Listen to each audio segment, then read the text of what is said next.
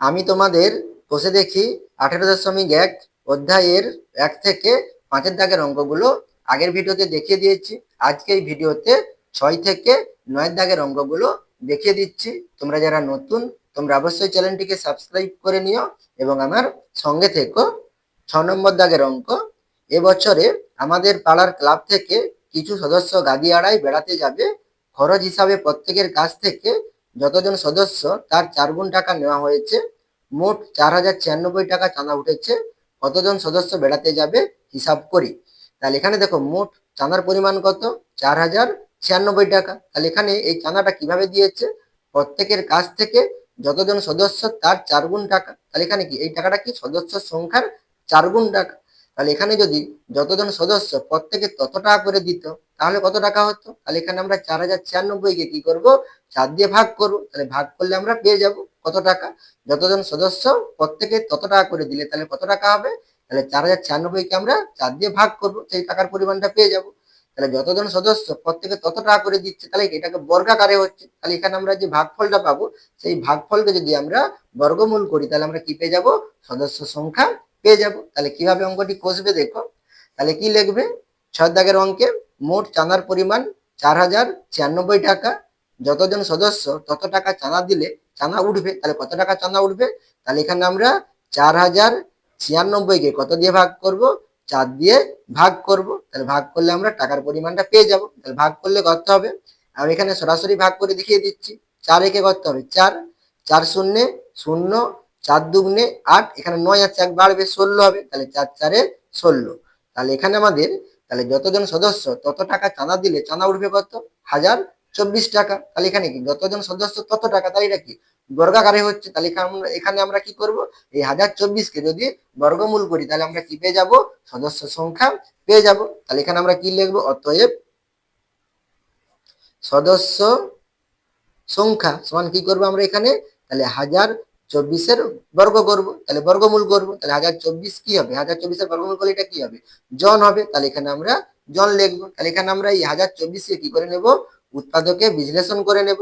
তাহলে 2 দিলে কত হবে, 2 5-এ 10, 2 1-এ 2, 2 দুগুণে 4, আবার 2 দিয়ে দেবো। তাহলে 2 দুগুণে 4, 1 বাড়বে 11 হবে। 2 5-এ 10, 1 বাড়বে 12, 2 6 12, আবার 2 দিয়ে দেবো। 2 1-এ 2, 2 দুগুণে 4, 1 বাড়বে 16, 2 8-এ 16, আবার 2 দিয়ে দেবো। 2 6 12, 2 4-এ 8, আবার 2 দিলে কত হবে 32, 2 দিলে কত হবে 16 দুগুণে 32, 2 দিলে কত হবে 8 দুগুণে 16, 2 দিলে 2 4-এ 8, আর 2 দুগুণে 4। তাহলে এখানে আমাদের কতগুলো 2 হচ্ছে, 1 2 3 4 5 6 7 8 9 10, 10টা 2 হচ্ছে। তাহলে এখানে আমরা কি লিখবো, তাহলে এখানে আমরা রুট চিহ্ন যে 10টা 2 গুণ আকারে লিখবো। তাহলে 1 2 3 4 5 6 7 8 9 10। তাহলে এখানে আমরা 10টা 2 গুণ আকারে লিখবো। তাহলে এখানে আমাদের কি রয়েছে, 10টা 2 রয়েছে গুণ আকারে। তাহলে এখানে আমাদের এই রুট চিহ্নটা উঠাতে গেলে আমাদের কি করতে হবে, তাহলে এখানে 10টা 2 আছে, তাহলে এখানে আমরা কি অর্ধেক নেব। তাহলে অর্ধেক মানে কটি 2 নেব, 5টি 2 নেব। তাহলে এখানে আমরা কি লিখবো, তাহলে 2 গুণিতক 2 গুণিতক 2 গুণিতক 2 গুণিতক 2, তাহলে এগুলো কি হবে, জন হবে। তাহলে এখানে আমরা জন লিখবো, ঠিক আছে। তাহলে এখানে আমাদের গুণ করলে কত হবে দেখো, 2 দুগুণে 4, 4 দুগুণে 8, 8 দুগুণে 16, 16 দুগুণে কত 32। তাহলে এখানে আমাদের সদস্য সংখ্যা কত হবে, 32 জন হবে। তাহলে এখানে আমরা উত্তরটি কি লিখে নেব, অতএব 32 জন সদস্য বেড়াতে যাবে, ঠিক আছে। 7 নম্বর দাগের অঙ্ক, আজ শিশু দিবস। আমরা কিছু ছাত্রছাত্রী স্কুলের জন্য সব ছাত্রছাত্রীদের লজেন্স ও বিস্কুট ভাগ করে দিলাম, কিন্তু 800টি লজেন্স এখনো পড়ে আছে। আমরা মোট যতজন আছি প্রত্যেকে তার দ্বিগুণ সংখ্যক লজেন্স নিয়ে 800টি লজেন্স ভাগ করে নিলাম। হিসাব করে দেখি আমরা মোট কতজন 800টি লজেন্স ভাগ করে নিলাম। তাহলে এখানে শিশু দিবস উপলক্ষে কিছু ছাত্রছাত্রী স্কুলের সব ছাত্রছাত্রীদের লজেন্স ও বিস্কুট ভাগ করে দিয়েছে। লজেন্স ও বিস্কুট ভাগ করে দেওয়ার পরে তারা কি দেখতে পাচ্ছে, কিন্তু 800টি লজেন্স এখনো পড়ে আছে। তাহলে অতিরিক্ত কতগুলো লজেন্স রয়েছে, 800টি লজেন্স রয়েছে। এই 800টি লজেন্স তারা কিভাবে ভাগ করেছে, যতজন আছে প্রত্যেকে তার দ্বিগুণ সংখ্যক লজেন্স নিয়ে 800টি লজেন্স ভাগ করে নিয়েছে। তারা কিভাবে নিয়েছে, যতজন আছে প্রত্যেকে কি দ্বিগুণ নিয়েছে, দ্বিগুণ নিয়ে তারা 800টি লজেন্স ভাগ করেছে। তাহলে এখানে যতজন আছে তারা যদি ততগুলো করে লজেন্স নিত তাহলে কতগুলো লজেন্স লাগতো, তাহলে এখানে কি দ্বিগুণ নিতে 800টি লজেন্স লেগেছে। তাহলে এখানে দ্বিগুণ যদি না হতো, যতজন আছে প্রত্যেক ততগুলো করে যদি লজেন্স দিত তাহলে কতগুলো লজেন্স লাগবে, তাহলে এখানে আমরা 800কে কি করব 2 দিয়ে ভাগ করব, এটা যেহেতু বলেছে দ্বিগুণ তাহলে 2 দিয়ে ভাগ করলে আমরা কি পাবো 400টি লজেন্স পাবো। তাহলে যতজন আছে প্রত্যেকে ততগুলো করে লজেন্স নিলে তাহলে কতগুলো লজেন্স লাগবে 400টি। তাই এটা কি বর্গাকারে হচ্ছে, যতজন আছে প্রত্যেক ততগুলো করে লজেন্স, তাহলে এখানে আমরা 400 কি করব বর্গমূল করব, তাহলে বর্গমূল করলে আমরা কি পেয়ে যাব মোট কতজন এই 800টি লজেন্স ভাগ করেছে সেটা আমরা পেয়ে যাব এই 6 দাগের অঙ্কের মতো। তাহলে তোমরা কিভাবে লিখবে দেখো, তাহলে এখানে আমরা কি লিখবো মোট লজেন্সের পরিমাণ 800টি, যতজন ছাত্রছাত্রী প্রত্যেকে তত সংখ্যক লজেন্স নিলে লজেন্স লাগবে, তাহলে কত লাগবে, তাহলে মোট লজেন্স কত ছিল 800টি, তারা দ্বিগুণ সংখ্যক নিয়েছে, দ্বিগুণ সংখ্যক না নিয়ে যদি তত সংখ্যক নিত তাহলে কি কতগুলো লজেন্স লাগতো, তাহলে এখানে আমরা দ্বিগুণ বলেছিল সেই জন্য আমরা 2 দিয়ে ভাগ করব, তাই এটা কি সংখ্যা, তাহলে এখানে আমরা কি লিখবো, তাহলে 800কে 2 দিয়ে ভাগ করলে 400 হবে, তোমরা সবাই জানো, তাহলে এখানে আমরা কত লিখবো 400 লিখবো। তাহলে এখানে কি হচ্ছে যতজন ছাত্রছাত্রী প্রত্যেকে তত সংখ্যক লজেন্স নিলে লজেন্স লাগবে কত 400টি, তাহলে যতজন ছাত্রছাত্রী প্রত্যেক তত সংখ্যক, তাহলে কি হচ্ছে এটা বর্গাকার হচ্ছে, তাহলে এখানে আমরা কি করবো 400 বর্গমূল নির্ণয় করবো, তাহলে 400 বর্গমূল নির্ণয় করলে আমরা কি পেয়ে যাব আমরা ছাত্র সংখ্যা বা বন্ধুর সংখ্যা আমরা পেয়ে যাব। তাহলে এখানে আমরা কি লিখবো অতএব ছাত্র ছাত্রীর সংখ্যা, তাহলে এখানে আমরা 400 কি করব বর্গমূল করব, তাহলে রুট দিয়ে আমরা কত লিখবো 400 লিখবো, তাহলে 400 বর্গমূল 400 উৎপাদক করলে কত হবে, তাহলে আমরা 2 দিয়ে দেবো, তাহলে কত হবে 200, আবার 2 দিলে কত হবে 100, 100 দিয়ে কত 200, আবার 2 দিয়ে 50, আবার 2 দিলে কত হবে 25, আবার 5 দিয়ে দেবো 5 5 25। তাহলে এখানে আমরা কি লিখবো, তাহলে ছাত্রছাত্রীর সংখ্যা, তাহলে এটা কি হবে এখানে জন হবে, তাহলে এখানে কতগুলো 2 রয়েছে 1 2 3 4 4টি 2 রয়েছে, তার মানে রুট দিয়ে আমরা 4টি 2 গুণ আকারে লিখবো 2 3 4, আর কতগুলো 5 রয়েছে 2টি 5 রয়েছে, তাহলে 5 গুণিত কি লিখবো 5 লিখবো, ঠিক আছে। তাহলে এখানে দেখো আমরা এই রুট চিহ্নটা উঠাতে গেলে আমাদের কি করতে হবে, তাহলে এখানে কতগুলো 2 রয়েছে 4টি 2 রয়েছে, তাহলে এখানে আমরা এর অর্ধেক নেব, অর্থাৎ কটি 2 নেব 2টি 2 নেব, আর 2টি 5 আছে তাহলে এখানে আমরা একটি 5 নেব, তাহলে কতজন হবে 2 দুগুণে 4, 4 5 কত 20, তাহলে এখানে আমাদের কতজন হবে 20 জন হবে, তাহলে এখানে ছাত্রছাত্রীর সংখ্যা কতজন 20 জন। তাহলে এখানে আমরা উত্তরটি কি লিখবো, তাহলে অতএব আমরা মোট 20 জন 800টি লজেন্স ভাগ করে নিলাম। এরপরে 8 দাগের অঙ্ক, আটলা গ্রামের শফিকুল চাচা তার জমিতে লাগাবার জন্য 780টি পেঁপের চারা এনেছেন, ঠিক করেছেন যে যতগুলি সারিতে চারা লাগাবেন প্রতি সারিতে ঠিক ততগুলি করে চারা থাকবে, কিন্তু এভাবে চারা লাগাতে গিয়ে তিনি দেখলেন যে 4টি চারা কম পড়ছে। শফিকুল চাচা কতগুলি সারিতে চারা লাগাবেন ঠিক করেছেন হিসাব করি। তাহলে এখানে দেখো মোট চারার সংখ্যা কত 780টি, তাহলে এই 780টি চারা কিভাবে লাগাবে, যতগুলি সারিতে চারা লাগাবেন প্রতি সারিতে ঠিক ততগুলি করে চারা থাকবে, অর্থাৎ কি 10টি সারি থাকলে প্রতি সারিতে 10টি করে চারা লাগাবে, অর্থাৎ কি বর্গাকারে চারা লাগাবে।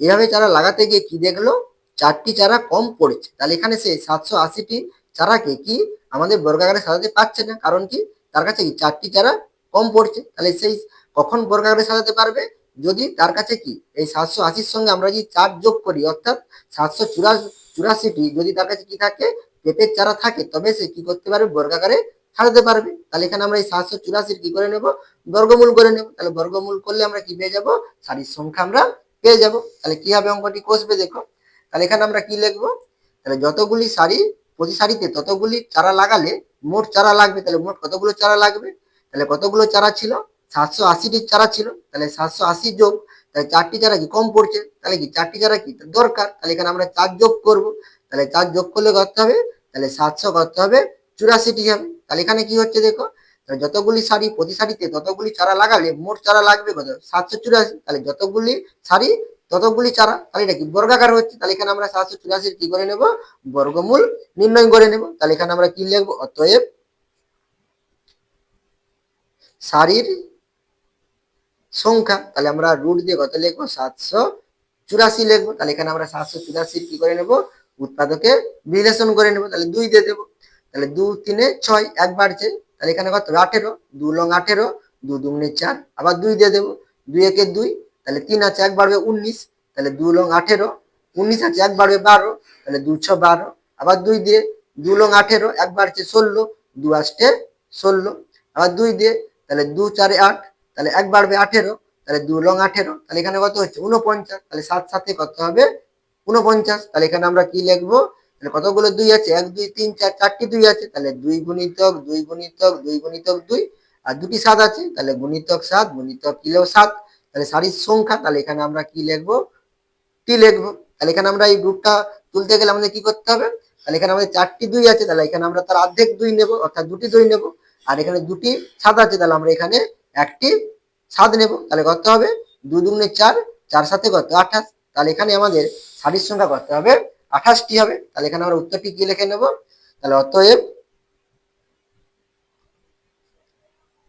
শফিকুল চাচা 28টি সারিতে চারা লাগাবেন ঠিক করেছেন। ঠিক আছে, এরপরে 9 দাগের অঙ্ক দেখো, আমি পিচবোর্ডের একটি বর্গাকার বাক্স তৈরি করেছি, তাতে অনেকগুলি বর্গাকার খোপ আছে, অর্থাৎ খোপগুলিতে যতগুলি সারি আছে প্রতি সারিতে ততগুলি খোপ আছে।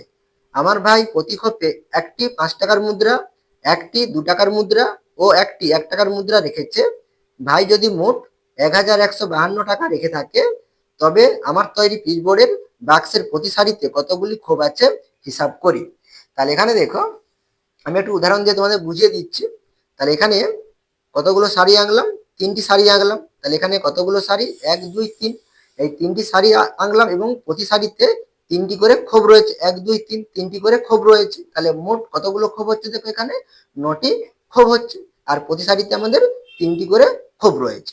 তাহলে এখানে দেখো, আমাদের কত টাকার মুদ্রা বলেছিল 5 টাকার মুদ্রা একটি, অর্থাৎ কত 5 টাকা, 2 টাকার মুদ্রা একটি বলেছিল, তাহলে 2 টাকা, 1 টাকার মুদ্রা একটি বলেছিল, তাহলে 1 টাকা, তাহলে মোট কত টাকা হচ্ছে দেখো 8 টাকা হচ্ছে। তাহলে এখানে প্রত্যেক খোপে কত টাকা রয়েছে 8 টাকা করে রয়েছে, তাহলে প্রত্যেক খোপে যদি এখানে 8 টাকা করে থাকে, তাহলে এখানে মোট কত টাকা হবে, তাহলে এখানে 9টি খোপ রয়েছে, তাহলে আমরা 8 এর সঙ্গে 9 গুণ করব, তাহলে 8 লং কত 72 টাকা, তাহলে এখানে মোট টাকার পরিমাণ কত 72 টাকা।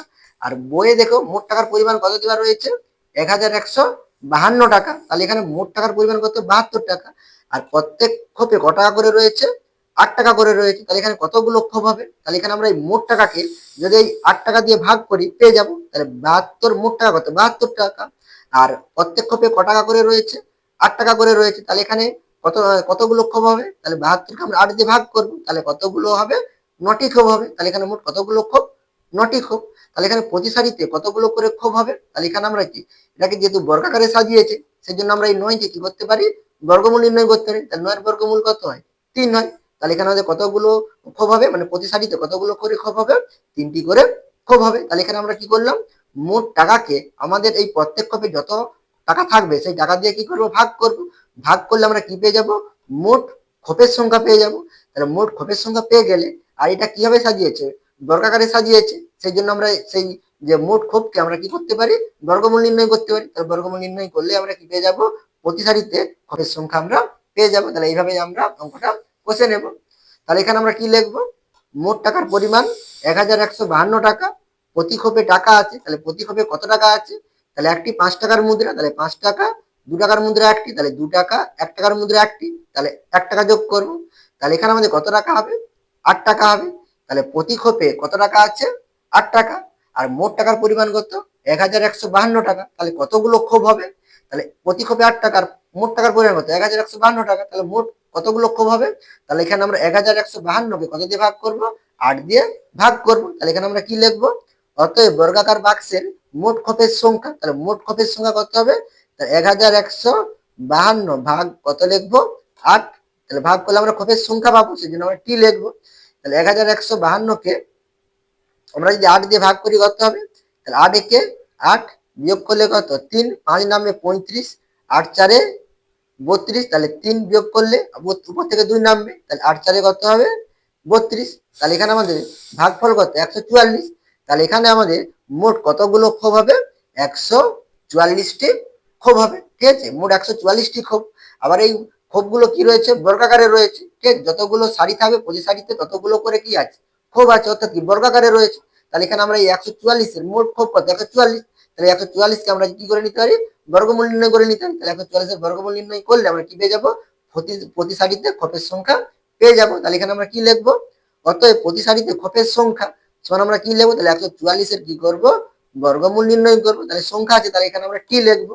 তাহলে 144 এর বর্গমূল করলে কত হবে তাহলে 2 7 14, 2 দুগুণে 4 আর 2 দিয়ে তাহলে 36 দুগুণে 72, 2 দিলে 18 দুগুণে 36, 2 লং 18 আর 3 তিরিকে 9। তাহলে এখানে আমাদের কত হচ্ছে 1 2 3 4 চারটি 2 হচ্ছে। তাহলে 1 2 3 4 চারটি 2 আর দুটো কি আছে 3 আছে। তাহলে 3 গুণিতক 3 লিখবো, ঠিক আছে।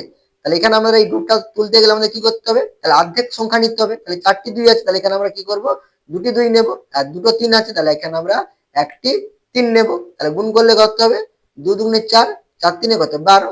তাহলে এখানে আমাদের প্রতি সারিতে কতগুলো করে ক্ষোভ আছে 12টি করে ক্ষোভ রয়েছে। তাহলে এখানে আমরা উত্তরটি কি লিখে নেব তাহলে অতএব আমার তৈরি পিচবোর্ডের বাক্সের প্রতি সারিতে ক্ষোভ আছে কটি 12টি। আশা করি তোমরা এই 4টি অঙ্ক বুঝতে পেরেছো। তোমরা অবশ্যই চ্যানেলটিকে সাবস্ক্রাইব করে নিও এবং আমার পাশে থেকো।